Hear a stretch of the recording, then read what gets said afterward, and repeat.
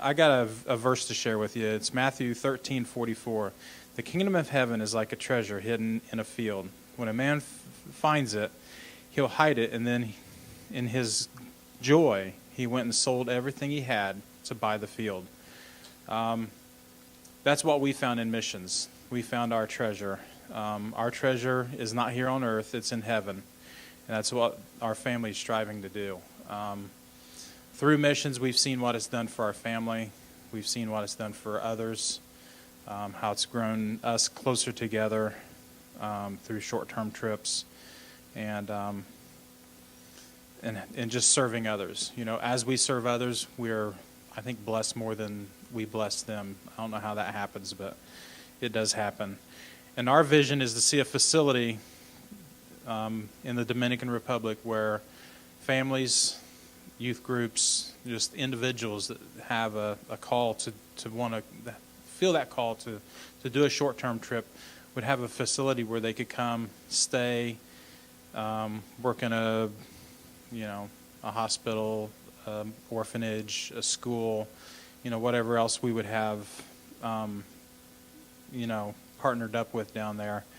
And so, just that's kind of our goal, is to have a facility where people can kind of get their feet wet and see if that mission bug would bite them as it did us. And I'm going to let my wife share just a little bit. Before September 2008, we had moved to Vero Beach, Florida in 93 without any children. We had gotten married in 92 and moved to Vero Beach, Florida in 93. And we were there, and then we started attending Central Assembly after working at Life for Youth Camp. We'd gone on short-term trips, and God had really actually had kind of grown a discontentment in our heart to just living 9 to 5 and going to church and serving in church. And there's nothing wrong with that. I say that very cautiously, because there's absolutely nothing wrong with that if that's what God's called you to do. But when it becomes something else is when there's a tugging, something that it's not what you're supposed to be doing. And that's really where we had come. Through different series of events, Ned had gotten real sick, and then the Lord had healed him, and just different things. We really felt like that we were called to go into full-time ministry as a family. In the summer, we went and we served at this camp, and we spoke. And Sammy, our oldest, has known since she was 4 that she was going to be a missionary elephant trainer to Africa. And so that's kind of really got us spurred into thinking about missions. And so when I said, Sammy, we're going to speak, and this is kind of what I want you to speak, she went, okay, no problem. And she went off and wrote her little sermon. And that night, and we were speaking to 8 to 12-year-olds, and that night when she spoke, and we talked about what's on the inside. And does it matter, and what's on the inside. And we were talking about the light and how we have to have some kind of energy source behind that to have light shine out of us. And she spoke. She said, if anybody wants to come, and I'll just pray for you.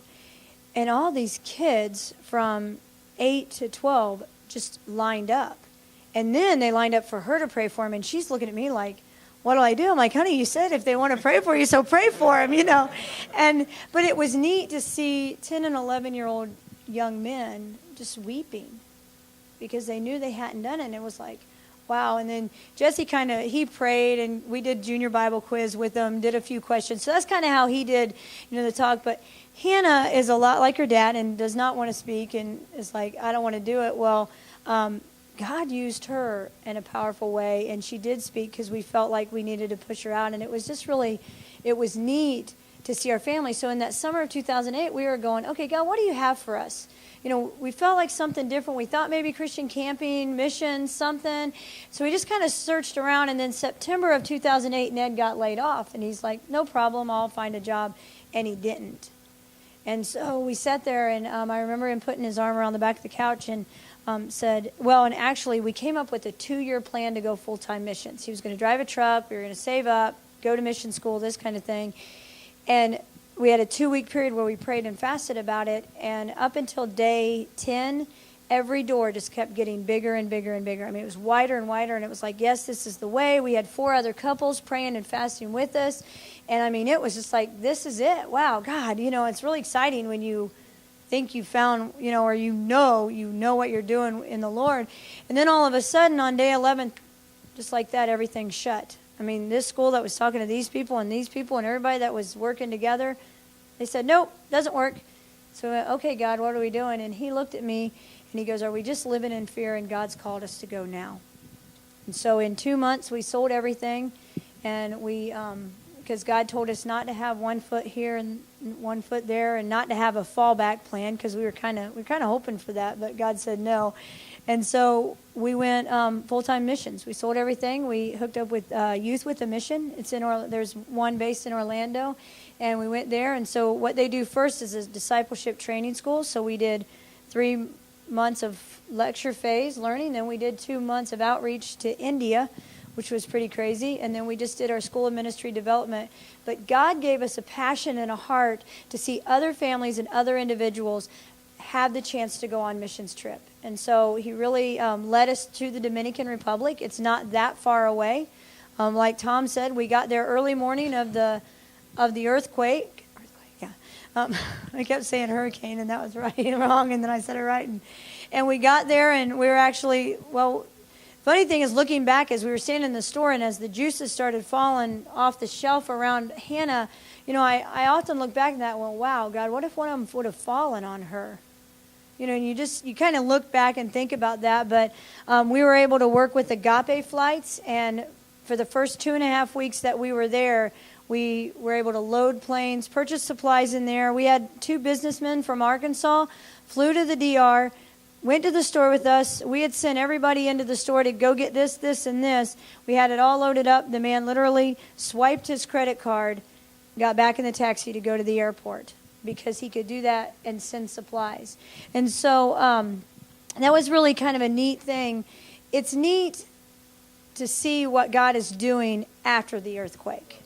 And that's what's neat, is that's really where our choice comes in, because we have a choice in the matter. And one of the choices, especially just in that instance alone, is we can sit and we can go, God, why did you do that? Why did people die? Why did buildings crumble? We can look at that. Or you know what we can do? We can choose to look at what God's doing now.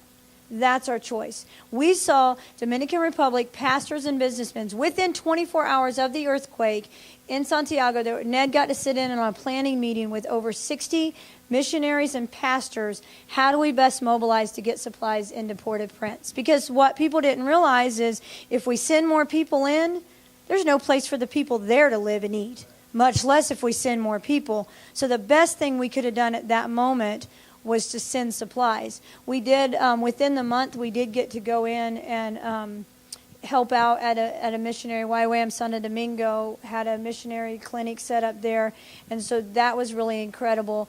But I sat on top of that building and I went, God, why am I here now? We got to the DR the day of the earthquake. We're really looking at the Dominican Republic to set up. That's where we're going long term. But we're sitting on top of the police station. I'm looking across at the National Palace, the one that's just crumpled there. And I'm sitting there looking at it. I'm like, God, why do you have me here?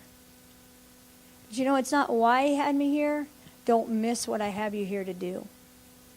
And so that's our choice. And our choice can be to look at the bad or to look at the good. And our choice has been to see God's hand uniting a nation of Haiti to, the president called 3 days of prayer and fasting. There's witch doctors and voodoo priests that are burning their stuff and turning to the Lord.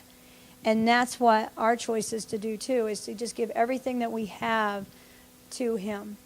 And so that's what we're trying to do, and we're trying to make it a possibility to other families to get to do that same thing and get to go short-term missions, because serving the Lord by being hands and feet to somebody else is one of the best ways we've found to realize where our treasure is.